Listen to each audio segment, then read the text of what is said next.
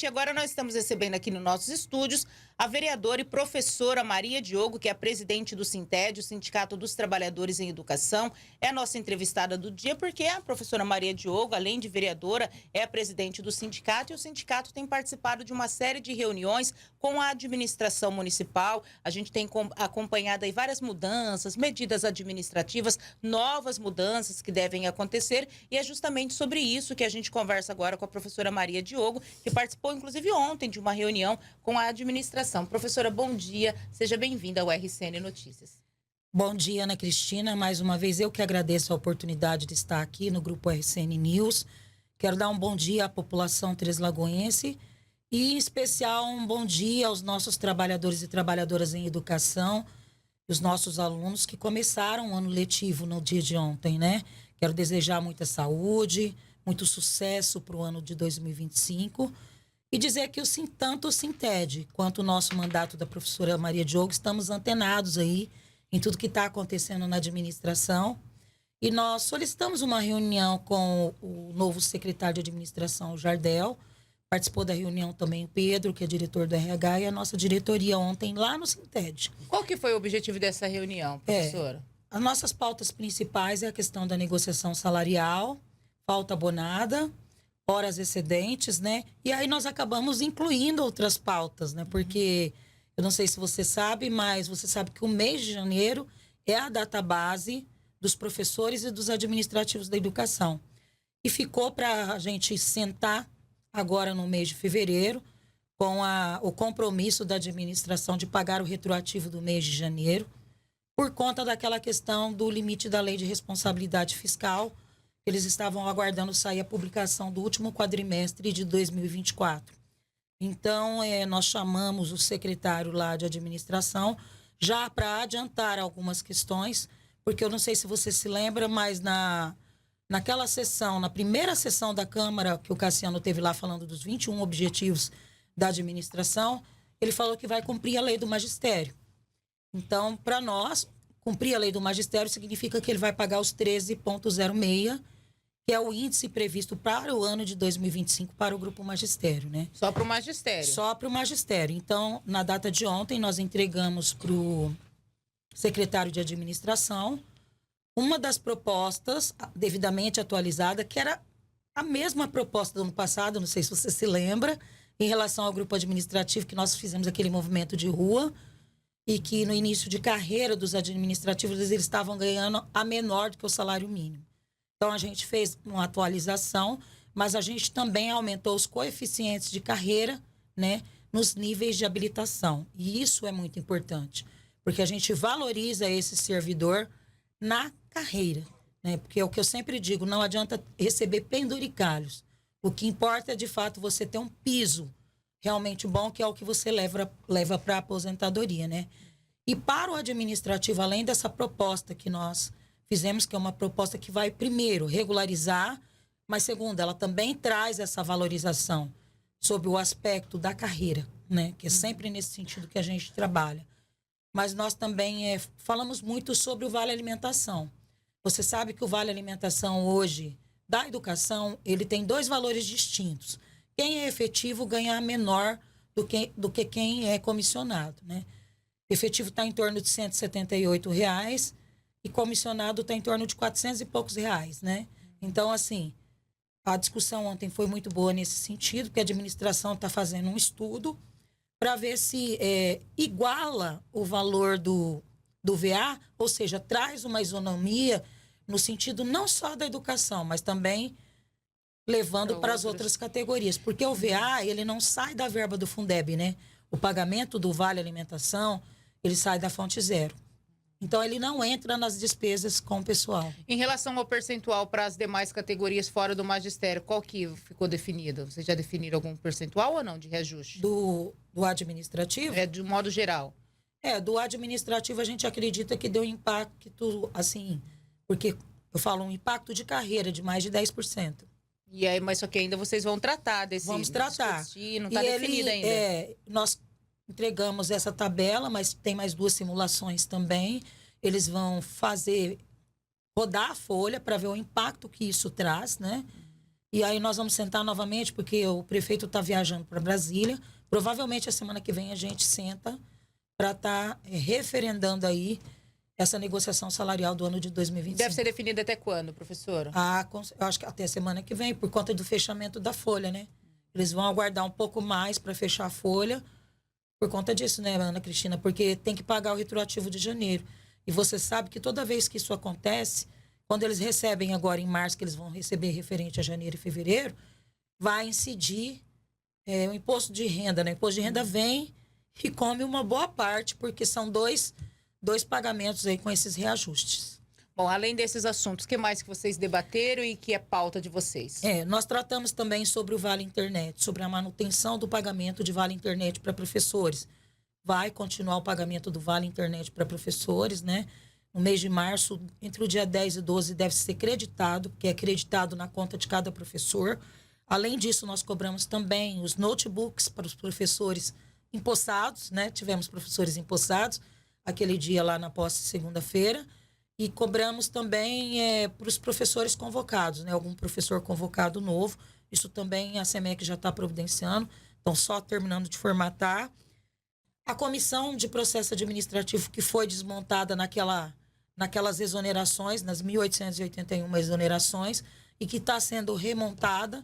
E nós cobramos isso porque tem alguns casos da educação que precisam ser publicados, já foram julgados, mas eles estão recontratando. E uma das pautas assim que foi mais debatida foi a questão das horas excedentes e das faltas abonadas, porque havia uma perspectiva de que as horas excedentes fossem extintas e ficasse só o banco de horas. E isso na educação é como se você dissesse assim, vou inviabilizar o desenvolvimento e o trabalho da educação. Então, assim, chegou-se a um consenso antes da nossa reunião, né? O Jardel teve com a professora Ângela Brito e fizeram um vídeo que está mantido as horas excedentes, até porque as horas excedentes é uma prerrogativa prevista em lei, no nosso plano de cargos e carreira. E o Vale Alimentação, que eu já falei, as faltas abonadas também, e ficou do Sinted fazer um parecer jurídico, porque a previsão de faltas abonadas só existe na Lei 2120, que é a lei maior. É a lei que trata dos servidores públicos de Três Lagoas. Agora, nós entendemos que a educação, embora tenha um estatuto específico, nós também somos servidores. Os trabalhadores em educação da rede municipal também são servidores, portanto, eles estão contemplados também pela Lei 2120. O PASEP, que nós também, isso aqui é uma questão que nós vimos com a prefeitura, porque foi feito a RAIS esse ano informando todos os servidores que trabalharam ano passado, mas o problema não é aqui na cidade, o problema é um problema no DataPrev, que também já está sendo regularizado, e o Sinted também se colocou à disposição dos filiados para estar fazendo os requerimentos. E tratamos de uma pauta importante, que é a jornada de 6 horas, né? A jornada flexível de 6 horas, que provavelmente vai começar no mês de julho, mas que corria muitos boatos por aí, que seriam, por exemplo, jornadas rotativas. Então, por exemplo, uma semana, um administrativo estaria trabalhando no período da manhã, na outra semana, à tarde. Então, nós solicitamos que essa jornada seja uma jornada fixa, né? Porque nossos trabalhadores, eles têm filhos na escola e eles têm que ter uma perspectiva, né? De uma projeção de qual período eles vão trabalhar para eles poderem organizar a vida deles, tanto com os filhos quanto com a casa, né? Os trabalhos. E o que ficou definido em relação a essa questão da jornada de 6 horas? Vai acontecer, segundo o secretário de administração, Jardel, mas que ainda não está fechado. Eles vão aguardar esse início de ano letivo, que geralmente é um início tumultuado. Chegou para nós que ainda está faltando funcionários. O artigo 100, né? Que é a chamada de professores convocados, também vai sair uma nova chamada, acredito que essa semana ainda, mas ainda está faltando funcionários, eles estão em fase de contratação de merendeiras e auxiliar de escola. Você sabe que a merenda e os auxiliares de escola são cargos em extinção. Então, desde sempre, já há alguns anos, eles são contratos pela administração direta. E também há aquela fala do prefeito Cassiano, que inclusive acho que foi aqui, falando sobre uma possível terceirização. E nós fizemos também uma contra-argumentação sobre isso. Vocês são contra ou a favor, professora? Essa É óbvio terceirização? que a gente é contra, principalmente na educação, que a gente acredita nas relações, nas trocas, nos compartilhamentos que existem dentro das escolas. Mas já é um carguinho, já está em extinção, por exemplo, merendeira, praticamente. O correto não é. Porque hoje já é feito o contrato. Só vão terceirizar, não seria? Não, sob o ponto de vista legal, a gente sabe que a lei permite, né? Sob o ponto de vista legal. Ontem nós conversamos com o Jardel sob o ponto de vista emocional mesmo, sob o ponto de vista do trato dessas pessoas com os alunos nas escolas. Porque a gente sabe que a terceirização é um elemento de rotatividade. Entrou uma pessoa hoje ela está ali, ela é a merendeira, mas daqui a pouco teve um problema, essa pessoa é demitida, muitas vezes sem direitos trabalhistas. Você sabe que isso ocorre muito pelo país afora. Então, assim, a gente defende que ainda ficasse as merendeiras e as auxiliares de escola contratadas pela administração direta, né? Até porque isso é permitido pela lei do Fundeb. Nos 30%, né? Porque 100% do Fundeb, 70% é para pagar os profissionais da educação. E nos 30% que sobra para manutenção, também poderia ser pago as merendeiras e as auxiliares de escola, mas por contratos diretos da administração. Então, a gente fez essa defesa ontem, ficou de ser analisado ainda, e eles pediram para que a gente fizesse essa fala com o prefeito, entendeu? Porque há, sim, uma indicação de terceirização. E a falta de administrativos, né, Ana? Nas escolas e nos CIs ainda está faltando. Isso faz com que as escolas não caminhem na organicidade que cada escola ou centro de educação infantil tem. O que nós pedimos foi celeridade, para que sejam contratados com celeridade, para que, de fato, as escolas consigam trabalhar cotidianamente de uma maneira produtiva e eficiente, né? E o que mais? Falamos sobre... terminamos. Falamos basicamente sobre isso, né? Eu conversei também com eles sobre a questão da posse do concurso, porque nós temos algumas pessoas que não compareceram nessa posse, e isso torna-se vagas remanescentes. Até nessa questão do concurso, professora, a gente tem recebido aí muitas solicitações, até de professores que passaram em concurso 2014, 2021. Tem um concurso que está na justiça, das pessoas dizendo que não foram chamadas até hoje por conta dessa situação. Vocês têm acompanhado? Temos acompanhado. A questão é o seguinte: o único cargo que não foi chamado agora nessa posse foi educação infantil. Por que a educação infantil não foi chamada? Porque tem algumas candidatas do concurso de 2014 que impetraram ação na justiça. E elas ganharam essa ação. Depois de anos, né, elas tiveram êxito nessa ação. E agora a prefeitura está aguardando a modulação do juiz de como serão dadas essas posses do concurso de 2014, tendo em vista que nós também temos os aprovados do concurso de 2021. Então, não deram nenhuma posse do concurso de 2021, porque primeiro precisa ser dado posse das meninas de 2014, para posteriormente ver se sobrando vagas, chama as meninas de 2021. Isso aí é aqueles embrólios judiciais, né? Que, na minha opinião, na época, se já sabiam que existiam ações na justiça de 2014, então não deveria ter aberto o concurso, pelo menos, de educação infantil no edital de 2021. Então, o que ocorre é isso. Mas o nosso mandato, né? Já na terça-feira, nós já fizemos um ofício para a secretária de Educação solicitando o quadro de vagas puras. Por que nós fizemos esse ofício? Porque nós temos muitos candidatos aprovados nos procurando não só o Sinted, mas agora eles procuram a professora Maria Diogo, que tem mandato, né? Que é a presidente da Comissão de Educação e Cultura. Então, embutido no cargo que nós estamos agora, que é um cargo eletivo, né? Que é um cargo do Legislativo, nós fizemos um ofício notificando a secretária que nós queremos o quadro de vagas puras, tanto do grupo magistério quanto do grupo administrativo, porque tem muitas pessoas nos procurando e nós não temos acesso a esse tipo de informação, né? E tendo em vista que esse concurso prescreve no dia 23 de fevereiro de 2026, o ano que vem. Ou seja, nós temos um objetivo enquanto sindicato, enquanto mandato, de fazer uma nova solicitação de posse, ou no meio do ano ou no final do ano para o prefeito Cassiano, né? no sentido da gente aproveitar o máximo possível de posses, né? E efetivar a maioria dos nossos candidatos aprovados. Até porque, Ana Cristina, está se discutindo uma legislação a nível nacional que eu achei muito bacana. Eu não sei se eu lembro que eu falei para você que Três Lagoas esse ano não vai receber o VAR. O que é o VAR? Valor aluno anual por resultado, né? Esse ano Três Lagoas não recebe. O ano passado recebeu quase 2 milhões e... Por que não recebe esse 800. Ano? É porque para você receber o VAR, você tem que cumprir algumas condicionalidades.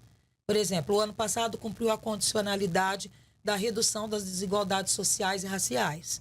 Esse ano não cumpriu alguma coisa relativa à questão da gestão, que é a primeira condicionalidade. E nessa discussão do VAR, uma coisa que eu estou achando bem bacana a nível nacional é que para os municípios receberem o VAR, eles vão ter que cumprir nas suas redes com a maioria sendo concursados. Isso é importante, porque isso fortalece a nossa luta por concurso público e por mais servidores efetivados na educação, né? Então, isso está sendo discutido a nível nacional, não está solidificado, mas eu acho que isso é um passo importante para que, de fato, as redes tenham mais servidores concursados do que servidores contratados ou convocados. Que é o correto, né? A gente Sim. tem visto, e eu tenho falado muito isso, as pessoas têm feito muitas críticas à atual gestão em relação... exonerou 1.800... Gente, a gente sempre fala, o correto é ter funcionários concursados.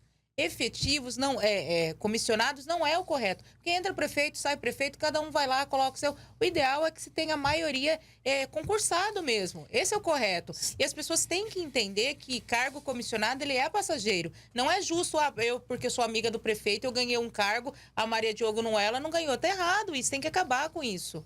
Então, é por isso que eu acho que é importante essa discussão a nível nacional. Isso fortalece a nossa luta aqui por concursos públicos, né?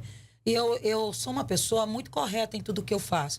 E uma das coisas que eu sempre fiz dentro do sindicato foi não andar na contramão. Porque muitas pessoas queriam que a Maria Diogo se posicionasse em relação às 600 e poucas, às 357 demissões que teve aí.